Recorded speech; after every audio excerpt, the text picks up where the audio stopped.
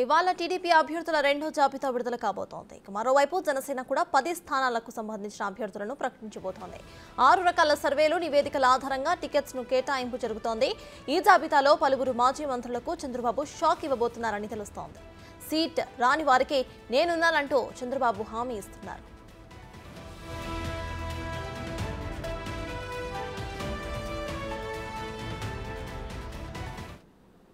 ఇవాళ టీడీపీ నుండి రెండో జాబితా రిలీజ్ అవ్వబోతున్నట్టు తెలుస్తోంది. ఇక జనసేన పార్టీ నుండి కూడా 10 మంది అభ్యర్థులతో కూడిన ఒక అప్డేట్ కూడా రాబోతున్నట్టు తెలుస్తోంది. ఇదే విషయంపై పూర్తి డీటెయిల్స్ ను మా ప్రతినిధి శివ అందిస్తారు.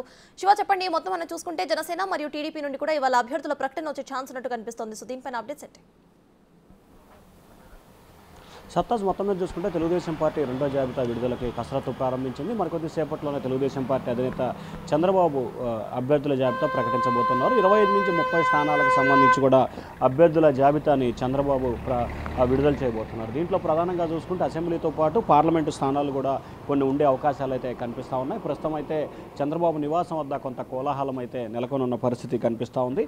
అయితే పలువురు సీనియర్లు, మాజీ మంత్రులకి చంద్రబాబు మాత్రం షాక్ ఇచ్చే అవకాశాలు అయితే కనిపిస్తున్నాయి. ఇప్పటికే జనసేన, బీజేపీకి సంబంధించి కూడా దాదాపుగా 31 స్థానాలకు సంబంధించి కూడా పొత్తులు వెళ్ళింది.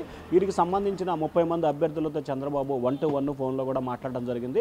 రానున్న ఎన్నికల్లో జగన్ని గద్దెదించేందుకు ఏకైక లక్ష్యంతో మనం పొత్తులు పెట్టుకోవడం జరిగింది. ఈ నేపథ్యంలో టీడీపీకి పూర్తి స్థాయిలో సహాయ సహకారాలు అందించాలి. ఎవరికైతే టికెట్లు రావో వారందరికీ నాది భరోసా, నాది గ్యారంటీ అని చెప్పి కూడా చంద్రబాబు వారికి నచ్చచెప్పే ప్రయత్నం అయితే చేస్తూ ఉన్నారు. ఇక మాజీ మంత్రి గంటా శ్రీనివాసరావు, కళా వెంకట్రావు, ఉమామహేశ్వరరావు సంగతి కొంత అయోమయంలో నెలకొనుంది. వీరు ముగ్గురికి టికెట్లు వస్తాయా లేదనే ఉత్కంఠ అయితే కొనసాగుతూ ఉంది. ఇప్పటివరకు మనకు అందుతున్న సమాచారం ప్రకారం అయితే గంటా శ్రీనివాసరావు సంబంధించి చీపురుపల్లి వెళ్ళాలని చెప్పి కూడా పార్టీ అధినేత ఆదేశాలు జారీ. ఎందుకంటే విశాఖపట్నానికి సంబంధించి కూడా సిటీలో ఉన్న 4 ఈస్ట్, వెస్ట్, నార్త్, సౌత్ ఈ 4 నియోజకవర్గాలకు సంబంధించి కూడా జనసేనకి ఇవ్వాలని చెప్పి కూడా భావించిన పరిస్థితి కనిపిస్తుంది. వాస్తవానికి విశాఖపట్నానికి సంబంధించి కూడా గంటా శ్రీనివాస్ పోటీ చేయాలని చెప్పి ఆశాభావం వ్యక్తం చేశారు. కానీ వెస్ట్, నార్త్ ఈ 2 నియోజకవర్గాలకు సంబంధించి కూడా ఒకటి బీజేపీకి, ఒకటి జనసేన కేటాయించిన పరిస్థితి కనిపిస్తుంది. ఏదైతే గంటా శ్రీనివాసరావు ఆశిస్తున్నారో అక్కడ మాత్రం ఖాళీ లేని పరిస్థితి కనిపించి ఈ నేపథ్యంలో చీపురుపల్లి వెళ్ళాలని చెప్పి కూడా ఏదైతే దీనికి సంబంధించి కూడా చీపురుపల్లి వెళ్ళాలని చెప్పి కూడా చంద్రబాబు ఆదేశాలు జారీ చేశారు. సో ఈ నేపథ్యంలో గంటాపై అతను పోటీ చేస్తాడా లేదా అక్కడ వెళ్తాడా లేని ఉత్కంఠ అయితే కొనసాగుతోంది. మరొక వైపు చాలామంది సీనియర్లకి మొదటి జాబితాకి సంబంధించి 14 మంది సీనియర్లకి ఎక్కడా కూడా అవకాశం కలిగించలేదు. వారిలో 4 నుంచి 5 ఈ జాబితాలో అవకాశాలు ఇచ్చే అవకాశాలు అయితే కనిపిస్తూ ఉన్నాయి. 15 నుంచి 20 అసెంబ్లీ స్థానాలు, 8 నుంచి 10 లోపు పార్లమెంటు స్థానాల అభ్యర్థులను ప్రకటించే అవకాశాలు అయితే ఈరోజు కనిపిస్తూ ఉన్నాయి. అలాగే ప్రధానంగా గుంటూరు, కృష్ణా, ప్రకాశం ఈ 3 జిల్లాలకు సంబంధించి అభ్యర్థుల ప్రకటన మాత్రం 18వ తేదీకి వాయిదా వేస్తున్నట్లు కూడా తెలుస్తుంది. ఎందుకంటే ప్రస్తుతం పల్నాడు జిల్లా చిలకలూరుపేటలో ఈ నెల 17వ తేదీన టీడీపీ, జనసేన, బీజేపీ ఉమ్మడి భారీ బహిరంగ సభకు టీడీపీ శ్రీకారం చుట్టింది. సో ఈ సభకు సంబంధించి గుంటూరు జిల్లాలో జరుగుతున్న నేపథ్యంలో కృష్ణా జిల్లాకి బలం ఉంది. అలాగే చిలకలూరుపేటకు పక్కనే ప్రకాశం జిల్లా ఉంటుంది కాబట్టి ఒకవేళ అభ్యర్థుల మార్పులు, చేర్పులు చేసినట్లయితే ఆ జిల్లాలపై ప్రభావం చూపే అవకాశం కనిపిస్తూ ఉంది. అది జన సమీకరణ విషయంలో కానీ మిగిలిన విషయంలో కానీ కొంత చూపే అవకాశం ఉందని చెప్పి కూడా చంద్రబాబు భావిస్తున్నారు. దానిలో భాగంగానే ఈ 3 జిల్లాలకు సంబంధించిన అభ్యర్థుల జాబితాని 18వ తేదీ ప్రకటించాలని చెప్పి చంద్రబాబు అయితే ఆలోచన చేస్తూ ఉన్నారు. సో ఓవరాల్గా 25 నుంచి 30 అసెంబ్లీ, పార్లమెంట్ కలిపి చంద్రబాబు ఏదైతే లెటర్ ఇస్తాడా లేకపోతే ప్రెస్ మీట్ పెట్టి చెప్తాడా అనేది అయితే ఉత్కంఠ కొనసాగుతూ ఉంది. 11 గంటల తర్వాత జాబితా విడుదల చేసే అవకాశాలు అయితే కనిపిస్తూ ఉన్నాయి. సత్తాజ్, అయితే శివ, మనం ఒకసారి చూసుకుంటే ఇటు జనసేన ఆశించిన సీట్స్ కంటే చాలా తక్కువ సీట్సే వాళ్ళకి వచ్చాయని చెప్పుకోవచ్చు. అయితే అప్పటికే అసంతృప్తి ఉన్నప్పటికీ ఇవాళ ఇంకో 10 మందితో కూడిన ఒక జాబితాను రిలీజ్ చేసే ఛాన్సెస్ ఉన్నాయని అనుకుంటున్నాం. కాబట్టి ఒకవేళ ఈ 10 మంది జాబితాను రిలీజ్ చేసిన తర్వాత జనసేనలో ఉన్న అసంతృప్తుల సంఖ్య పెరిగే అవకాశం ఉందనుకోవచ్చా? అంటే ప్రధానంగా చూసుకుంటే జనసేనకి సంబంధించి స్థానాలు కొన్ని తగ్గిన పరిస్థితి కనిపిస్తూ ఉంది. 24 అసెంబ్లీలు తీసుకోవడమే తక్కువ అని చెప్పి ఆ పార్టీ భావించింది. కానీ మళ్ళీ 3 అసెంబ్లీ స్థానాలు తగ్గడంతో కొంత ఆ కార్యకర్తల్లో అయితే అయోమయం నెలకొనుంది. వాస్తవానికి జనసేనకు సంబంధించి 60-70 స్థానాల్లో పోటీ చేయాలని చెప్పి కార్యకర్తలు, నేతలు అయితే డిమాండ్ చేస్తూ ఉన్నారు. కానీ పవన్ కళ్యాణ్ గత ఎన్నికల్లో మనం ఒక్క స్థానంలో కూడా గెలవలేదు, కనీసం 1-2 గెలిచినా కానీ ఇప్పుడు మనం పట్టుబట్టి ఎక్కువ స్థానాలు తీసుకునే వాళ్ళం, కానీ మనం గెలవలేదు కాబట్టి ఈసారికి మాత్రం ఇంతటితో సర్దుకోవాలి. మనకి సీట్ల కంటే కూడా జగన్మోహన్ రెడ్డి గద్దె దింపడమే ప్రధాన ఏదైనా కూడా పవన్ కళ్యాణ్ చెప్తూ ఉన్నారు.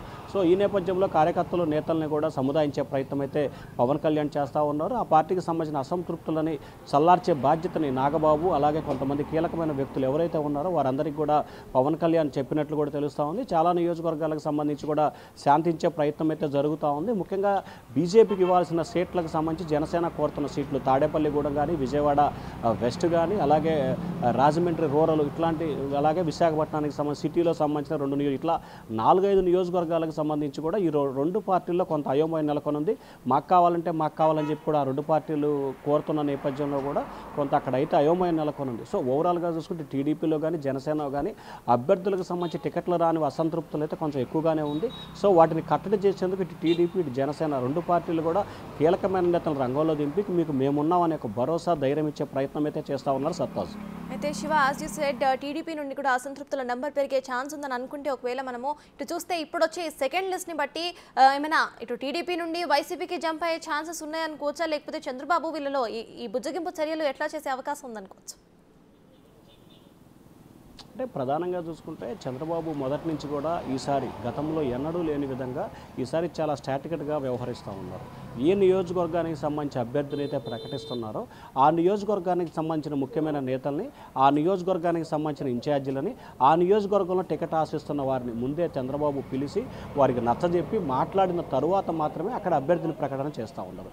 సో ఇప్పటికే ఏదైతే 50 నియోజకవర్గాలు ఇంకా ప్రకటించాల్సిన నియోజకవర్గాలు టీడీపీ ఉందో, ఈ 50 నియోజకవర్గాలకు సంబంధించిన నియోజకవర్గ ఇన్ఛార్జీలతో, అక్కడ ఉన్న ఆశావహులతో చంద్రబాబు ఇప్పటికే 2-3 సార్లు డైరెక్ట్గా, 2-3 సార్లు ఫోన్లో కూడా మాట్లాడారు. సో ఎక్కడైతే అసంతృప్తి, ఆగ్రహాలు వస్తాయని చెప్పి పసిగట్టారో ముందుగానే అక్కడ నాయకులతో మాట్లాడి వారికి ఎటువంటి ఇబ్బందులు లేకుండా చూసి వారి అంగీకారం తెలిపిన తర్వాత మాత్రమే చంద్రబాబు అభ్యర్థుల ప్రకటన అయితే చేస్తూ ఉన్నారు. సో దానికి ఉదాహరణ మొన్న ప్రకటించిన 99 మంది జాబితాలో ఎక్కడ కూడా కేవలం 3-4 నియోజకవర్గాల్లో తప్ప ఎక్కడ కూడా ఆశించిన, అంటే ప్రతిపక్షాలు, అధికార పక్షం ఆశించిన స్థాయిలో విభేదాలు కానీ, గొడవలు కానీ, పార్టీలు వీడిన పరిస్థితి ఎక్కడా కూడా కనిపించలేదు. సో తెలుగుదేశం పార్టీ నేపథ్యంలో ప్రధానంగా రానున్న ఎన్నికల్లో జగన్మోహన్ రెడ్డి గద్దెదించాలనేది లక్ష్యంతో పనిచేస్తూ ఉన్నారు. దానిలో భాగంగానే ఎవరైతే ఆశావాహులు, ఇన్ఛార్జీలు, నేతలు ఉన్నారో వారిని ముందుగానే బుజ్జగించి వారిని శాంతింపజేసి వారికి ఏమి ఆశిస్తున్నారు, వారికి ఏమి కావాలి, వారికి ఎటువంటి భరోసా ఇవ్వబోతున్నారు, భవిష్యత్తులో వారికి టీడీపీ ఏం చేయబోతుంది అనేది ముందుగానే చెప్పిన తర్వాతనే అభ్యర్థులు ప్రకటిస్తున్నారు. కాబట్టి సో ఈరోజు ప్రకటించే అభ్యర్థుల జాబితా తర్వాత కూడా పెద్దగా అసంతృప్తులు ఉండే అవకాశాలు అయితే కనిపించట్లేదు సప్తాస్. Right, thank you Shiva.